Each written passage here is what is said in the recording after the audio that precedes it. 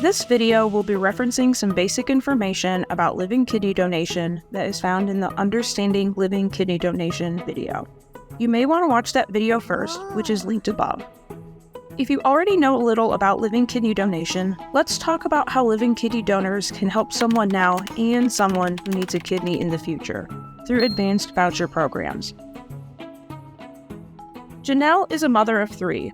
Jordan is 11, Tiffany is 6, and Sasha is 3. Janelle is a school teacher and would be willing to donate her kidney, but is fearful one of her children may need it later. Many people are fearful of donating their kidney, and one of the most common reasons for not wanting to donate their kidney is the fear that their children may need a kidney in the future.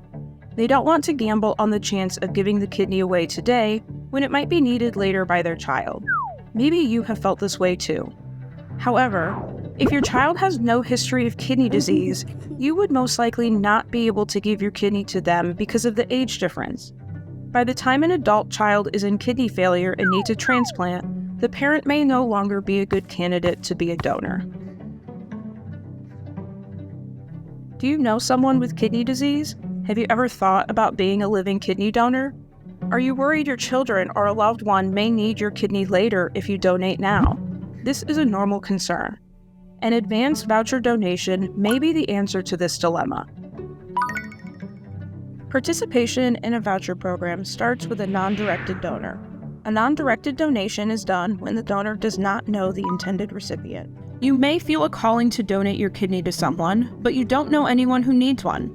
Maybe you don't care who gets your kidney, you just want to help someone prevent or get off dialysis. Donating a kidney to a stranger may also be called altruistic or Good Samaritan.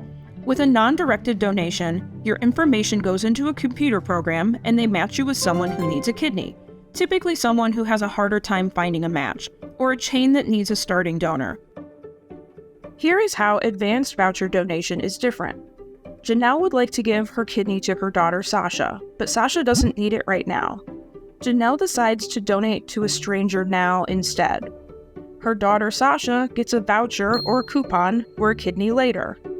Later, when Sasha needs a kidney, she turns in the voucher. She goes into the computer program and is matched with a kidney donor. A broad way to look at the types of vouchers is to categorize them as short-term and long-term. Let's look at short-term examples first. You donate a kidney to a stranger now and obtain a voucher for family or a friend.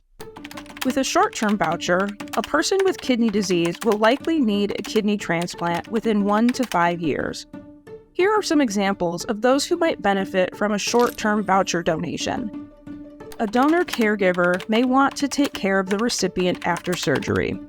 A 58-year-old man is the caregiver for his wife who is on hemodialysis 3 times a week. He would like to donate his kidney to her, but does not want to have surgery at the same time. So he decides to be matched with a stranger now as a non-directed donor and recover from surgery. Then, once he's recovered from surgery, his wife can get a kidney transplant and he can care for her after her surgery.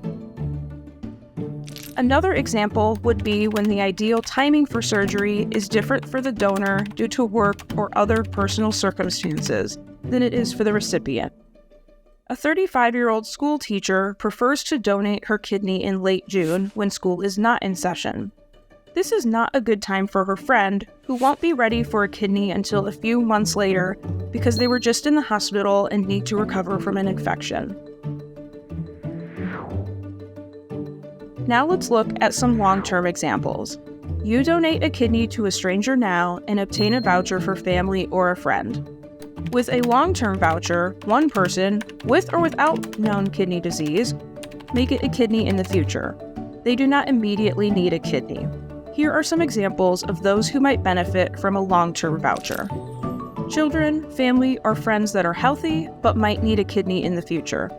Even though they are not at risk or have kidney problems now, they might develop kidney disease later in their life. Someone has kidney disease but does not need a kidney right now. For example, people with diabetes or polycystic kidney disease may currently have normal kidney function, but if their disease progresses, they may approach kidney failure at a future point in time and need a kidney transplant.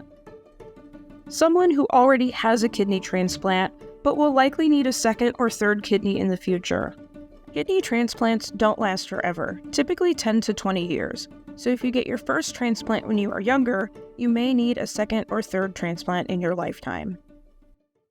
Donating a kidney to a stranger now and obtaining a voucher for someone else to use in the future could be a great solution in all of these different situations. Sometimes transplant centers will even allow the donor to give vouchers to more than one person. Unfortunately, not all transplant centers offer the advanced voucher option. So with over 200 transplant centers in the US, how can you find the centers that have voucher programs? Let's talk about registries, which help to match living kidney donors with those who need a kidney. This is not the same as the deceased donor waiting list. That is for people who have died and the family decides to donate their organs.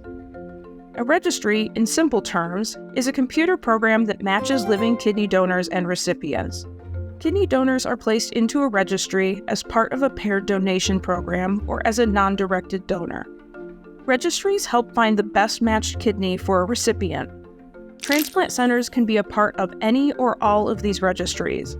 In addition, transplant centers can do their own matching of donors and recipients within their own hospital without using a registry.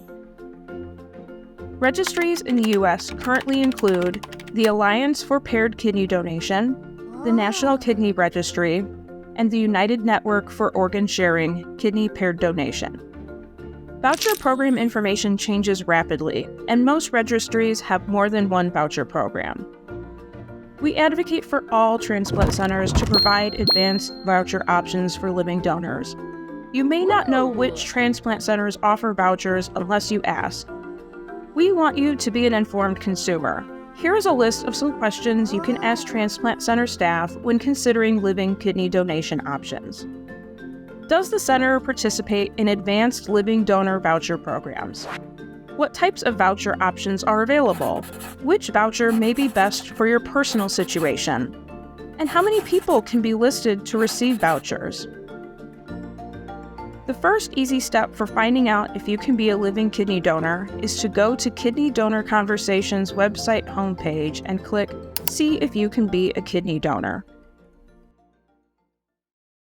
Voucher programs help someone receive a kidney now and help someone receive a kidney in the future. If you have questions or would like more information, to sign up for our monthly newsletter, read our educational blog posts, or talk with someone, you can reach us at www.mykdc.org.